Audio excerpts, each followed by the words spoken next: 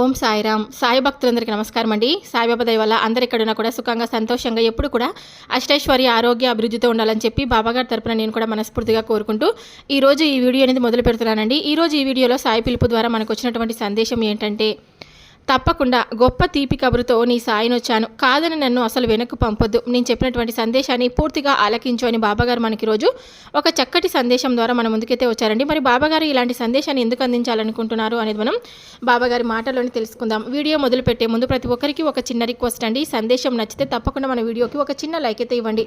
కొత్తగా మన ఛానల్ని ఎవరైనా చూస్తుంటే కనుక ఛానల్ని సబ్స్క్రైబ్ చేసుకొని వీడియో నచ్చినట్లయితే ఇంకొంతమంది సాయి భక్తులకు ఈ వీడియోని షేర్ చేయడానికి మీ వంతుగా మీరు ప్రయత్నం అయితే చేయండి. మీకు ఎలాంటి కష్టాలు సమస్యలున్నా నాకు కామెంట్ అయితే రాయండి. నేను బాబాగారి గుడికి వెళ్ళినప్పుడు మీ పేర్లు చదివి ప్రేరిత చేస్తాను. బాబాగారి సందేశాన్ని వినేకన్నా ముందుగా చాలామంది ఎక్కడెక్కడో జ్యోతిషం చెప్పించుకుని నిరాశ చెంది ఉంటే ఒకే ఒకసారి ఈ గురువు గారికి ఫోన్ చేయండి. గురూజీ లక్ష్మణ్ రాజు గారండి. షిరిడి సాయిబాబా ఆశీస్సులతో మనకి జాతకం చెప్తారు గురువుగారి నెంబర్ వచ్చేసి 8466923012. మీరు ఎక్కడెక్కడో జ్యోతిషం చెప్పించుకొని నిరాశ చెంది ఉంటే ఒకే ఒకసారి గురువుగారికి ఫోన్ చేయండి. నేను ఈ గురువుగారి నెంబర్ పదే ఎందుకు ఇస్తున్నానో అర్థం చేసుకోండి. చాలా నమ్మకమైనటువంటి గురువుగారండి. మనకు ఎటువంటి సమస్యలైనా 100% పరిష్కార మార్గం లభిస్తుంది. మీరు దూర ప్రాంతాల్లో ఉన్నవారైనా సరే ఒక్కసారి ఫోన్ చేస్తే చాలన్నమాట. మీ ముఖం కానీ ఫోటో కానీ చేయి పేరు వయస్సు మీ గోత్రం వాట్సాప్ చేస్తే చాలండి. గురువుగారికి మీకు ఎలాంటి సమస్యలు ఉన్నా సరే, అంటే ప్రేమ, పెళ్లి, ఉద్యోగం, రాజకీయం, విదేశీ ప్రయాణం, ధనం నిలకడలేకపోవడం, భార్యాభర్తల మధ్య ఉన్నటువంటి గొడవలు, ఆస్తి తగాదాలు, అప్పుల బాధలు, స్త్రీ పురుషులకు ఎటువంటి గుప్త సమస్యలకైనా మీకు కొద్ది రోజులలోనే పరిష్కారం అనేది చెప్తారండి. శాశ్వత పరిష్కారం ఉంటుందన్నమాట. చాలా నమ్మకమైనటువంటి గురువు గారండి. తప్పకుండా మీకు ప్రయత్నం చేసి చూడండి. మీకు సమస్యలు ఉంటే మీ సమస్యలన్నీ చెప్పుకోండి. పూజలు పరిహారాల రూపంలో మనకు చాలా చక్కగా వివరిస్తారు.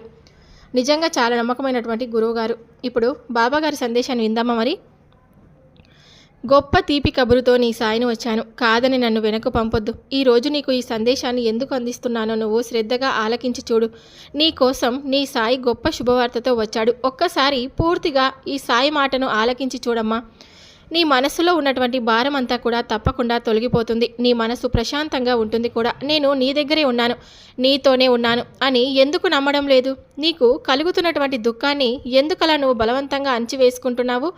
అలా ఆ దుఃఖాన్ని నువ్వు బలవంతంగా, నీలో ఉన్నటువంటి బాధనంతా కూడా అలా నువ్వు కుమిలిపోతూ నిలిపివేయవద్దు. నీలో ఉన్నంత వరకు నీకు ప్రశాంతతనే ఉండదు. నీ కష్టం, నీ బాధ, నీ కోరిక ఏదేమైనా సరే నేను నీతో ఉన్నానని నేను ఎప్పుడైతే నమ్ముతావో అప్పుడు నీ బాధలన్నీ కూడా పూర్తిగా తొలగిపోతాయి, నశించిపోతాయి కూడా. నీ బాధలు, నీ సమస్యలు చెప్పుకోవడానికి ఎవరు లేరని ఎందుకు నువ్వు అపోహపడుతున్నావు? నేనున్నాను కదా. ఎవరు నిన్ను అర్థం చేసుకోలేకపోయినా నీ బాబా నీకు తోడుగా ఉన్నాడని గుర్తుపెట్టుకో. నీ దుఃఖాన్ని అలా బలవంతంగా అణిచిపెట్టుకోవద్దు. జీవితంలో నీకు చాలా ఎదురు దెబ్బలు తగిలాయి. అలాగే ఎన్నో సమస్యలు నీ కుటుంబాన్ని చుట్టుముట్టాయి. కానీ వాటన్నిటిని కూడా ఎదుర్కొని ఈరోజు ఇంతవరకు నువ్వు నిలబడ్డావు కదా. మరి రాబోయేటువంటి రోజుల్లో నీ జీవితం ఇలాగే ఉంటుందన్నమాట అసలు ఊహించుకోవద్దు. ఇప్పటి వరకు నాకు, నా కుటుంబానికి అసలు సమస్య మీద సమస్యలు ఉన్నాయి బాబా. ఎప్పుడు కూడా సంతోషంగా గడిపినటువంటి క్షణాలు అసలు లేవు. ప్రతిరోజు కూడా బాధపడుతూ వచ్చాను. ఆ బాధను, అలాగే నీ సమస్యను మంచి పరిష్కారం అయితే నేను అతి తొందరలోనే దొరకబోతుందని చెప్తున్నాను. నువ్వు వింటున్న మాట నిజమే. నేనేదో గారడి చేసి నిన్ను మభ్యపెట్టేటువంటి మాటలు అసలు చెప్పడం లేదు. నువ్వు పూర్తిగా అపనమ్మకాన్ని పెంచుకునేటువంటి మాట కూడా చెప్పడం లేదు. నీ మనసును సంతోషంగా కలిగించేటువంటి మాటతోనే ఈ సాయిని వచ్చాను. అలాగే నీకు, నీ కుటుంబానికి అన్యాయం జరుగుతూ ఉంటే అసలు నేను ఏమాత్రం కూడా ఎప్పుడు కూడా సహించేదే లేదు. ఇప్పుడు నీ జీవితంలో జరిగేటువంటి ఈ కష్టకాలం అంతా కూడా కేవలం కర్మ ఫలితమే. ఆ కర్మ ఫలితాన్ని నువ్వు, నీ కుటుంబం పూర్తిగా అనుభవించేశారు, ఇంకా అనుభవిస్తూనే ఉన్నారు. ఇక దానిని పూర్తిగా నువ్వు నీ నుండి తొలగించేటువంటి రోజులు రాబోతున్నాయని గుర్తుపెట్టుకో. ఇప్పటి వరకు నీ కష్ట సమయాన్ని అంతా కూడా ఓర్పుగా, అలాగే ప్రతి ఒక్కటి చాలా బాధగా నీ సమస్యలన్నీ కూడా ఉన్నట్లయితే ఆ సమస్య తర్వాత మరొక సమస్య వస్తూ ఉన్నప్పుడు ఎంతో ధైర్యంగా నిలబడ్డావు. అది నిజంగా చాలా గొప్ప విషయమే, నేను ఒప్పుకుంటాను. కానీ నీలో ఆ బాధ, సమస్య ఉన్నంతసేపు ఆ బరువును, సమస్యను మోయడానికి నువ్వు ఎన్ని అవస్థలు పడ్డావో నాకు తెలుసు. ఎంతో అత్యవసరమైతే కానీ ఎవరు దుఃఖించరు. కానీ నీకు వచ్చినటువంటి ఆ దుఃఖం అనేది మరి అలాంటిది. నువ్వు ఎంతగా ఇబ్బందులు పాలయ్యావో నాకు తెలుసు. చీటికి మాటికి ఇక నీ నుండి కన్నీళ్లు పెట్టుకోవద్దు. ఎందుకంటే మంచి ఆనందకరమైనటువంటి జీవితాన్ని నువ్వు చూడబోతున్నావు. కాబట్టి నువ్వు భరించలేనంత బాధ నీలో ఉన్నప్పటికీ కూడా నువ్వు అసలు దాన్ని అణిచిపెట్టుకోవద్దు. ఈరోజు నేను ఇప్పుడు నీకు సలహా ఇస్తున్నాను. నీలో ఉన్న దుఃఖాన్ని ఈ రోజుతో పూర్తిగా విడిచిపెట్టు. మనసంతా కూడా నీ మనస్సు తీరా నీ మనసులో ఉన్నటువంటి బాధ ఏదైతే ఉందో అదంతా ఒక్కసారి గుర్తు చేసుకొని బాగా దుఃఖించు. ఎందుకంటే నీలో ఉన్నటువంటి దుఃఖం అంతా వెళ్ళిపోతే అన్నీ నీ నుండి మంచి ఆలోచనలు తప్పకుండా వస్తాయి. నీ బాధ చాలా వరకు పూర్తిగా కూడా తగ్గిపోతుంది. అందువల్ల ఒక్కొక్కసారి దుఃఖించడం కూడా చాలా మంచి విషయమే. మనసులో ఉండే ఆలోచనలు రకరకాల పరిస్థితులను బట్టి మనకు వస్తూ ఉంటుంది. ఆ ఆలోచనలన్నీ కూడా మనకు కేవలం వేదననే తీసుకొని వస్తాయి. ఆ వేదన మనసులో పూర్తిగా తొలగించినప్పుడు ఆ వచ్చినటువంటి సమస్యను మనం ఎలా పరిష్కరించుకోవాలి అనే ఆలోచన వస్తుంది. నువ్వు ఎంతో పరిణితి చెందుతావు. కాబట్టి నీకున్నటువంటి కష్టాలన్నీ కూడా తొలగించుకోవడంలో నువ్వు ముందడుగు వేయగలుగుతావు. అయితే ఒక్క విషయం మాత్రం ఎప్పుడు మర్చిపోతున్నావు. నీ బాబాయ్ ఎల్లప్పుడూ కూడా నీ పక్కనే ఉంటున్నాడు అనే విషయాన్ని మాత్రం నువ్వు గుర్తుపెట్టుకోవడం లేదు. నేను ఎల్లవేళలా నిన్ను కాపాడుకుంటూ వస్తున్నాను.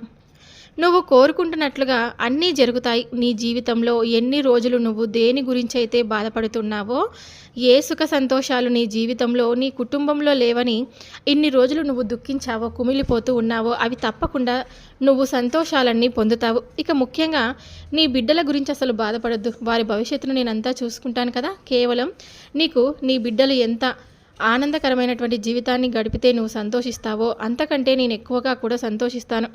వారి ఆనందమే నా ఆనందంగా చూసుకుంటాను. గొప్ప విజయం సాధించుకొని తప్పకుండా వస్తారు. నా యొక్క బలమంతా కూడా వారికి ఎల్లప్పుడూ ఉంటుంది. నీ బిడ్డల భవిష్యత్తును నేను బంగారుమయం చేస్తాను. ఈ రోజు నుండి నీ జీవితంలో కొత్త మలుపులు నువ్వు తప్పకుండా చూస్తావు. నేను మాట ఇచ్చి మరీ చెప్తున్నాను. నీ మనసులో నువ్వు ఏదైతే మంచి జరగాలని అనుకుంటూ ఉన్నావో దాని గురించి నువ్వు అనుకుంటున్నటువంటి పని పూర్తిగా విజయవంతమవుతుంది. నీకు పట్టినటువంటి దుర్గతులు కానీ కర్మ ఫలితాలు కానీ అన్నీ నీ నుంచి నేను ఒక్కొక్కటిగా తొలగించబోతున్నాను. ఇకపై ప్రశాంతతతో కూడినటువంటి జీవితం నీకు నీ కుటుంబానికి తప్పకుండా లభించబోతుంది. మరి ఇన్ని రోజులు నేను అలా దుఃఖిస్తూ ఉండడం వలన నా కుటుంబం ఎంత బాధపడ్డామో, ఎన్ని సమస్యలను ఎదుర్కొంటున్నామో మీకు తెలుసు కదా బాబా. ఎంత దుఃఖానికి గురయ్యామో ఇవన్నీ కూడా మీరు చూస్తూ మరి ఇన్ని రోజులు ఎందుకు బాబా మౌనంగా ఉన్నారని నువ్వు నన్ను అడుగుతావేమో. కొన్నిసార్లు నేను కాలం అనేది పెట్టేటువంటి పరీక్షలకు నేను అతీతుడిని కాదు. ఎంతటి వారైనా కానీ ఆ పరీక్షలను ఎదుర్కోవడానికి తప్పకుండా సిద్ధంగా ఉండవలసిందే. నీకు ఏ విధమైనటువంటి బాధ కలిగినా కూడా, ఎలాంటి దుఃఖం వచ్చినా, ఎన్ని సమస్యలు వచ్చినా కూడా చూసావా, ఈ రోజుకి నువ్వు ఎలా ధైర్యంగా నిలబడి ఉన్నావో ఒక్కసారైనా నువ్వు నీ కుటుంబంతో వారికి కూడా ఎవరికి కూడా ఎలాంటి హాని కలగలేదు అంటే నువ్వు అవంతా కూడా నా అనుగ్రహం లేకుండానే జరిగిందని నువ్వు అనుకుంటున్నావా? నీవు నన్ను తలుచుకున్నా, ఒకవేళ తలుచుకోలేకపోయినా నేను మాత్రం నిన్ను సదా కాపాడుకుంటూనే వచ్చాను. ఇది నీవు నమ్మినా నమ్మకపోయినా సత్యం. ఇన్ని రోజులు నేను అనుకుంటున్నటువంటి ఏ కార్యం జరగలేదు. నా జీవితం అంతా కూడా సమస్యల పాలే అయ్యిందని బాధపడితే ఎలా ఇలాగే జీవితం నిరాశతో కూరుకపోతే ఎలా చెప్పు? నిరాశ అన్నది నీలో ఉన్నటువంటి ప్రతిభను అలాగే అసలు మరిపించేలా చేస్తుంది. కాబట్టి ఇక నుండి నీ జీవితం ఎలా మారబోతుందో నువ్వే చూస్తావు. శ్రమించడం అనేది నీ కర్తవ్యంగా పెట్టుకో. అందుకు కావలసినటువంటి శక్తిని సంపదను ఇవ్వడం కర్తవ్యంగా నేను పెట్టుకుంటాను. నిన్ను బాధకు గురి చేయడమే పనిగా పెట్టుకున్నటువంటి కొంతమందికి నువ్వు ఏ విధమైనటువంటి సమాధానం కూడా ఇవ్వవద్దు. అలాగే కాలం వారికి తప్పకుండా మంచి సమాధానం అయితే ఇస్తుందని నీ మనసుకు నువ్వు నచ్చ చెప్పుకో. తప్పకుండా నీపై ఎంతో నమ్మకం అనేది ఉంది. ఏదైనా కానీ నేను సాధించగలను అనేటువంటి అచంచలమైనటువంటి విశ్వాసం కూడా నీకు ఉందని. కాకపోతే కొన్ని సంవత్సరాలు నీకు అనుకూలంగా లేవు. ఇంతే కదా, ఇప్పటి నుండి నీకు అంతా కూడా అనుకూలంగానే ఉంటుందని, జీవితం అంతా కూడా నువ్వు సుఖ సంతోషాలతో ఉంటావని, ఈ రోజు నుంచి నువ్వు చూడనంత సంతోషాన్ని నువ్వు నీ కుటుంబం చూడబోతున్నారు. వారితో కలిసి నువ్వు ఏదైతే కలలు కంటూ ఉన్నావో ఆ జీవితం అంతా కూడా నువ్వు తప్పకుండా అనుభవిస్తావు. మనస్ఫూర్తిగా ఇక నుండి నీ మనసులో ఉన్నటువంటి చెడు ఆలోచనలన్నీ కూడా బయటకు పంపి నీ మనసంతా కూడా ప్రశాంతమైనటువంటి మంచి ఆలోచనలతో నిండి ఉండేలా చేయాలని ఈ సాయిని ఎన్నో రకాలుగా ప్రయత్నిస్తూ ఉన్నాను. నువ్వు కూడా ఎలాంటి ఆలోచనలు పెట్టుకోకుండా ఆనందంగా జీవితాన్ని గడుపుతావని ఈ సాయి నీ నుండి కోరుకుంటున్నాడు.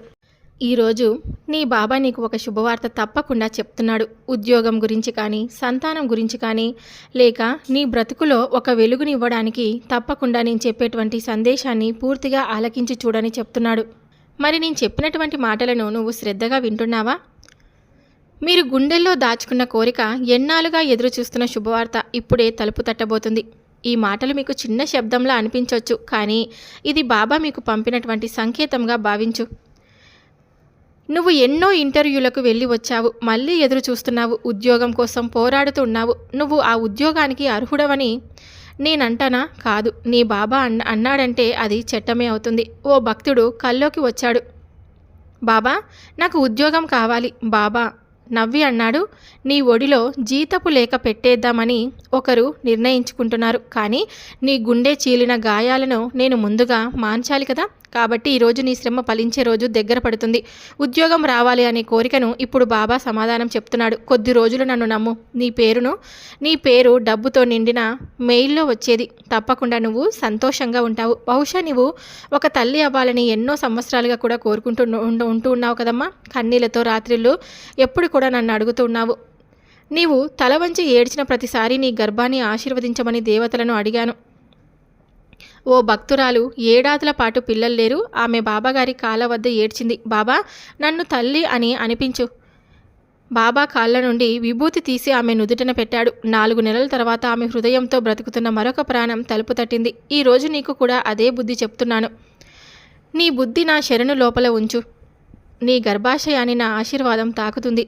ఏటా నీవు ఆదాయం కన్నా అప్పే ఎక్కువగా చూసావని నాకు తెలుసు, కానీ ఇప్పుడు నీ బాబా చెప్తున్నది శ్రద్ధగా విను. నీ ఖర్చులకు నేనే యజమాని. నీకు ఇవ్వాల్సింది నేను ఆపలేదు. వెన్నుసూటిగా 100 డబ్బులు తిరిగొస్తాయి. ఎవరో నీపై బకాయిలతో తిరుగుతున్నారు అని అనుకుంటున్నావా? ఇంకా డబ్బులు రావడం లేదని బాధపడుతూ ఉన్నావు కదా. ఓ రోజు ఓ భక్తుడు వచ్చాడు. బాబా, నా కష్టానికి ఫలితం లేదు. బాబా నవ్వి ఇలా అన్నాడు, నీకు నేను సిద్ధం చేసిన వేతనం ఇంకా సంతకం కాలేదు. అది ఒక పెద్దవాడి చేతిలో ఉంది. ఈ వారంలోపు నీ ఖాతాలో తప్పకుండా ధనం అంది తీరుతుందని చెప్పారు. నిన్ను ఎవరైతే అర్థం చేసుకోవడం లేదో ఆ బంధం తప్పకుండా నిన్ను అర్థం చేసుకుంటుంది. భర్త నిన్ను అర్థం చేసుకోలేరు. పిల్లలు మారడం లేదు. తల్లిదండ్రుల మాటలు బాధ పెడుతున్నాయని నువ్వు ఎన్నో రకాలుగా బాధపడుతూ ఉన్నావు కదా. నువ్వు మౌనంగా ఉన్నదానివని వారు తప్పుగా అర్థం చేసుకున్నారు, కానీ నేను నీ లోపల నన్నే చూస్తున్నాను. నీ కుటుంబానికి ఇప్పుడు మార్పు మొదలవుతుంది. ఆ బంధాలు తిరిగి ప్రేమతో తడుస్తాయని గుర్తుపెట్టుకో. ఈ మాటలు నేను పంపించానని జాగ్రత్తగా విను. నా శరణు వచ్చిన ఒక్కసారైనా వెనక్కు పంపలేదు. ఒక్కరిని కూడా నేను తిరిగి వెనక్కు పంపలేదు. నీ శ్రమకు శుభవార్తలు తప్పకుండా వస్తాయని గుర్తుపెట్టుకో. ఉద్యోగం వస్తుంది, కుటుంబం సరిదిద్దుకుంటుంది, నీ గర్భం కడుపున కలగలుపుతుంది, నీ డబ్బు తిరిగొస్తుంది. నీవు కోరింది నీవు కాకపోయినా నీ బుద్ధి నన్నే పట్టుకుంటే నీ కోరిక తప్పకుండా నెరవేరుతుందని గుర్తుపెట్టుకో. నీకు ఎవరూ లేరని బాధపడొద్దు. అందరూ ఉన్నారని నిన్ను పట్టించుకోవడం లేదని కుమిలిపోవద్దు. ఈ బాబా ఎప్పుడు కూడా నీతోనే ఉన్నాడు కదా. నిన్ను బాధ పెట్టేవాళ్ళు ఏదైనా చెప్పారేమో, నిన్ను ఓ బలహీనతపై నవ్వారేమో, నువ్వు ఎంత శ్రమిస్తున్నావో కూడా ఎవరు చూడలేదేమో, కానీ నేను చూశాను కదా. నేనన్నీ కూడా విన్నాను. నేను విననని ఎప్పుడు కూడా నీతో చెప్పలేదు. నేను నీ హృదయం ఎంతగా కుమిలిపోతుందో నాకు ఎప్పుడు కూడా తెలుసమ్మా. కానీ బాధపడొద్దు. నువ్వు ఎప్పుడు కూడా కుమిలిపోవద్దు. ఈ లోకమంతా నీకు పక్కగా లేనంత మాత్రాన, ఈ లోకమంతా నిన్ను తక్కువ చూసినంత మాత్రాన ఈ బాబా నీ పక్కన నిలబడి వ్యక్తి ఉన్నాడని గుర్తుపెట్టుకో. నీవు అడిగే ముందు తెలుసుకుంటాను. నీవు ఏడ్చే ముందు నీ గుండె బాధను గ్రహిస్తాను. నువ్వు ఒంటరిగా ఉన్నావనుకునే ఆ క్షణాన నీ వెనక నిలుచున్నానని నేనే అనేది గుర్తుపెట్టుకో.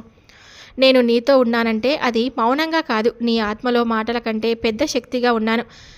నీ వెక్కిల మధ్య, నీ నిద్రలేని రాత్రుల మధ్య నీవు పిలవకపోయినా నేనే ముందుగా వచ్చి నీ గుండెను తడిపేస్తాను. బాధ అది మానవ జీవితానికి భాగమే, కానీ ఆ బాధను తట్టుకునే శక్తి ఈ బాబా ఇస్తాడు కదా. నీ మీద చేసే అపహాస్యం తుడిచిపెట్టే ఆ ఓ చల్లని చెయ్యి ఈ బాబా వేదాంతమే. ఎవరు లేరు అని అనుకోవద్దు. ఎవరు అర్థం చేసుకోలేరని ఎప్పుడు కూడా బాధపడద్దు. ఈ బాబా నీ పక్కనే నిలబడి ఉన్నాడని గుర్తుపెట్టుకో. ఒక్క మాటతో నీ నవ్వుని వదిలిపెట్టను అని నీకు చెప్తున్నాను. బాధ వచ్చిందా? బాబాని పిలువు. కుమిలిపోయావా? నీవు విరిగిపోకూడదని బాబా నిన్ను పట్టుకుంటాడు. ఎవరూ లేరని అనిపించినా నీ గుండె లోపల ఈ బాబా ఉన్నాడని గుర్తుపెట్టుకో.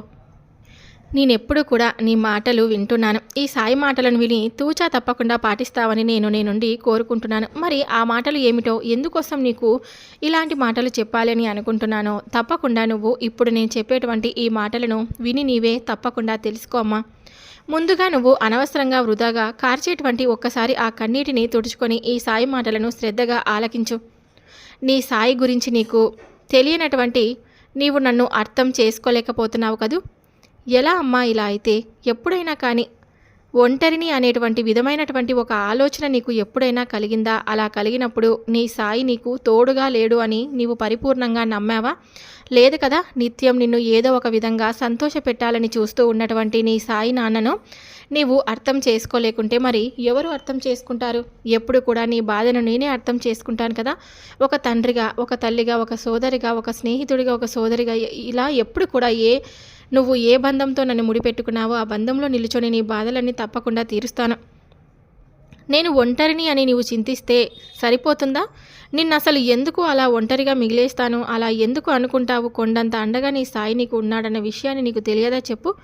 ఎన్నో ప్రయత్నాలు చేశావు. నీకున్నటువంటి దురదృష్టాన్ని అణిచివేస్తున్నావు. నీకున్నటువంటి ఆర్థిక సమస్యలు, అలాగే నీవు దేని గురించి అయితే ఎక్కువగా ఆలోచిస్తూ ఎక్కువగా బాధపడుతూ సమయాన్ని దానికోసమే కేటాయిస్తూ ఉన్నావో ఆ సమయాన్ని ఇక నీవు మర్చిపోవాల్సిందే. ఎందుకంటే నిన్ను వెతుక్కుంటూ ఒక మంచి అవకాశం కూడా రాబోతుంది. ఎవరో నిన్ను మోసం చేశారని వారి గురించి అదే పనిగా ఆలోచిస్తూ నీ జీవితాన్ని నీ చేతులారా నీవే నాశనం చేసుకుంటూ ఉంటున్నావు. ఇక నిన్ను కనిపెంచిన వారిని ఎందుకలా బాధ పెడుతున్నావు చెప్పు. ఆ పిచ్చి తల్లిదండ్రులకు ధైర్యం చెప్పవలసింది నీవే. నువ్వు వారికి లేనిపోని బాధలు కలిగించే విధంగా చేస్తున్నావు. ఎప్పుడు కూడా నీ ప్రవర్తన అలా ఉంది. మరి నీ కోసం జీవితాన్ని సైతం ఫలంగా పెట్టి అహర్నిశలు నీ కోసం శ్రమిస్తూ కేవలం నువ్వు బాగుంటే చాలని కోరుకున్నటువంటి ఆ తల్లిదండ్రులను నువ్వు బాధ మిగిలిస్తే ఎలా చెప్పు. చిన్న చిన్న ఆనందాలను సైతం వదులుకుంటూ మీరు బాగుంటే చాలు, మీరు బాగుంటే మేము సంతోషంగా ఉంటామని చెప్పి ఉన్నతమైనటువంటి స్థాయికి నీవు చేరుకుంటే చాలని అనుకోవడం వారు చేసేటువంటి తప్ప. మాటలతో వారిని నేను బాధ కలిగించే విధంగా లేను బావా. ఎప్పుడు ఏమీ దూషించలేదు కదా, ఎందుకు ఇలా అంటున్నావు అని నీవు నన్ను అనొచ్చు. మాటలతోనే కావాలా? నీవు ఏదో ఆలోచించుకుంటూ ఆకలి దప్పికలు మర్చిపోయి ఎవరితోనూ కుటుంబంలో కనీసం సఖ్యత లేకుండా వారిని దూరంగా రాత్రులు కనీసం నిద్రపోకుండా నిన్ను దూరం చేసుకున్నటువంటి మూర్ఖుల గురించి ఆలోచిస్తూ పదే పదిగా ఇలా నీ జీవితాన్ని ఎందుకు నువ్వు ఎక్కడ ఆగిపోయిందో అక్కడే నువ్వు ముగించాలని అనుకుంటున్నావో చెప్పు. నిన్ను వద్దు అనుకున్న వారు అక్కడ ఎంతో సంతోషంగా వారి నూతన జీవితాన్ని వారి కుటుంబంతో సంతోషంగా ఉండేలా గడుపుతూ ఉంటే ఎందుకు నీ పనికిరానటువంటి ఆలోచనలను అన్నీ కూడా మనసులో నింపుకుంటూ వాటి కోసం నీ సమయాన్ని కేటాయిస్తూ ఉంటున్నావు చెప్పు. అందులో అసలు ఏమాత్రం సంబంధం లేనటువంటి నీ తల్లిదండ్రుల మనసును ఎందుకు కష్టపెడుతున్నావు? కనీసం వారి ప్రేమను చూసి అయినా సరే నీ మనసు కనికరించలేకపోతుందా? నీవు వద్దు అనుకునే వారిని పొందాలి అని అనుకుంటున్నావు. ఆ తర్వాత మరలా నీ జీవితంలో వారిని పొందాలని అనుకుంటే వారిని అదే విధంగా నీవు కొనసాగించేటువంటి అవకాశం కనుక ఇస్తే వారు నిన్ను మధ్యలో వదిలేస్తే అప్పుడు ఏం చేస్తావు? తుదిలోనే వారి మనస్తత్వం ఏమిటో తెలిసింది కదా. అలాంటప్పుడు వారికి దూరంగా వారి ఆలోచనలను ఎప్పుడు కూడా నీ మెదడు నుండి తీసివేసి ఎందుకు సంతోషంగా ఉండలేకపోతున్నావు? నీ సాయి అనుగ్రహం ఉండబట్టే మొదటిలోనే వారి యొక్క గుణం గురించి నీకు అర్థమయ్యే విధంగా తెలిసింది. అయినప్పటికీ కూడా వారి కోసం నువ్వు ఎప్పుడు కూడా నేనేదో వారిని వేరు చేశాను అని చెప్పి మూర్ఖంగా నాపై కూడా అలిగి నాతో కూడా మాట్లాడడం మానేశావు. ఇలా ఉంటే ఎలా చెప్పు? అసలు నీవు నాతో మాట్లాడలేకపోయినా నాకు నీ మీద మాత్రం ఎప్పుడు కూడా కోపం రానే రాదు, జాలిగా ఉంటుంది. ఎందుకంటే నీ అమాయకత్వాన్ని ఆసరాగా తీసుకొని కొందరు వేసేటువంటి పిచ్చి పిచ్చి వేషాలకు నీలాంటి వారు ఎందరో అది నిజమేనని చెప్పి భ్రమలో ఉండిపోయి ఏది నిజమో ఏది నిజమైనటువంటి ప్రేమ అనేది తెలుసుకోలేకపోతున్నారు. అబద్ధాన్ని కూడా గ్రహించలేకపోతున్నారు. చివరిగా నిండా మునిగాక అప్పటికి కళ్ళు తెరుచుకొని నీలాంటి అమాయకులు ఉన్నంతకాలం మోసం చేసే వారికి మాత్రం ఎప్పుడు కూడా కొదవ ఉండదు. అవకాశాల మీద అవకాశాలు వస్తూనే ఉంటాయి. ఎవరైతే నిన్ను వద్దు అనుకొని వెళ్ళిపోయారో వారికి తగినటువంటి రీతిగా జవాబు నీవు ఇవ్వాలి. కానీ ఇలా నీవు నీరసించిపోయి నీ జీవితాన్ని ముగించడంలో వారికి నీవు ఎలాంటి జవాబు ఇస్తావో చెప్పు. నువ్వు కూడా సవాలుగా నీ జీవితంపై నీ లక్ష్యంపై దృష్టిని సారించు. విజయాన్ని వరించిన తర్వాతనే వారికి మంచి జవాబు ఇచ్చినట్లు అవుతావు. అలా అని ముందు ఇంకా ఎలాంటి ఇబ్బందులు రావాలని నువ్వు అనుకోవద్దు. ఎలాంటి ఇబ్బందులు రాకుండా అసలు జీవితమే కాదు, తప్పకుండా ఏవో కొన్ని ఇబ్బందులు వస్తూనే ఉంటాయి. వాటిని ఎదురైనా కానీ అలాంటి చీడ పురుగుల అలాంటి సమస్యలు బాధలు ఎదురుగా నిలిచినా మాత్రం వాటిని తొక్కుకుంటూ ధైర్యంగా అడుగులు వేస్తూ ముందుకు పోయి అప్పుడు అడుగు, బాబా నీవు నాతో ఉన్నావా లేదా అని. అప్పుడు అడుగు, సాయి నేను ఒంటరిని ఎందుకు అవుతావని చెప్పు. నీకు అండగా నేనున్నాను కదా అని నన్ను నువ్వు అర్థం చేసుకుంటే చాలు. నీ బంధం నీ ముందే నీకు రాసి పెట్టి ఉంచాను. ఆ బంధాన్ని నేను ముందే రాసి పెట్టి ఉంచాను. అది నీ వరకు చేరాలంటే అందుకు కాస్త సమయం ఉంది. ఇప్పుడు నీవు దాని గురించి ఆలోచించేటువంటి వయసు కూడా నీకు లేదు. ఆ సమయం రాగానే నీ గురించి అంతగా ఆలోచించేటువంటి నీ సాయికి నీకు ఏది ఇస్తే మంచిదో, ఏది ఇస్తే మంచిది కాదో అని నేను తప్పకుండా అంతవరకు కొంచెం నువ్వు సమయాన్ని ఇస్తావు కదా, ఆ సమయంలో నాకు ఇచ్చినటువంటి పనిని నేను విజయవంతంగా పూర్తి చేస్తాను. గొప్ప తీపి కబుర్లతో నీ సాయిని వచ్చాను. నువ్వు తప్పకుండా ఆ తీపి కబుర్లను అన్నీ విని సంతోషంగా నీ జీవితాన్ని గడుపుతావని సెలవు తీసుకుంటున్నాను. సో విన్నారు కదండి. సందేశం నచ్చితే తప్పకుండా లైక్ చేయండి, మరికొంతమందికి షేర్ చేయండి. మరొక వీడియోతో మళ్ళీ కలుద్దాం. సర్వే జనా సుఖినో భవంతు. ఓం సాయిరామ్.